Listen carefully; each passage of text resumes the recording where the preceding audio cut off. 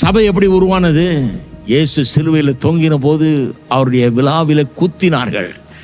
அங்கிருந்து தான் சபை வந்தது. கொல்லப்பட்டார் அவர். அங்கிருந்து தண்ணீர் ரத்தமும் பாய்ந்து கொண்டு வருகிறது. ஜீவனை விடுகிறார். தம்முடைய சொந்த இரத்தத்தால் சம்பாதித்த சபை என்று, தேவனுடைய இரத்தத்தால் சம்பாதிக்கப்பட்ட சபை என்ற அப்போஸ்தலனாகிய பவுல் சொல்றாரு. அப்ப எப்படி மனுஷனுடைய மாம்சத்திலிருந்து எலும்பிலிருந்து உண்டாக்கப்பட்டாலும் அதுபோல சபை கிறிஸ்துவிலிருந்தே வந்தது. கிறிஸ்துவனுடைய சரீரம் அங்கே நொறுக்கப்பட்டது, அடிக்கப்பட்டது, ரத்தம் சிந்தப்பட்டது, அதன் மூலமாக உண்டானது. ஆகவே நாமும் கிறிஸ்துவும் ஒரே மாம்சமாக இருக்கிறோம். ஆவிக்குரிய விதத்தில் பார்த்தா நாமும் கிறிஸ்துவும் எப்படி இருக்கிறோம்? ஒரே சரீரத்தின் அவயவங்களாக இருக்கு. நாம் அவருடைய சரீரத்தின் அவயவங்களாக இருக்கிறோம். அவருடைய மாம்சத்துக்கும் அவருடைய எலும்புகளுக்கும் உரியவர்களாக இருக்கிறோம்.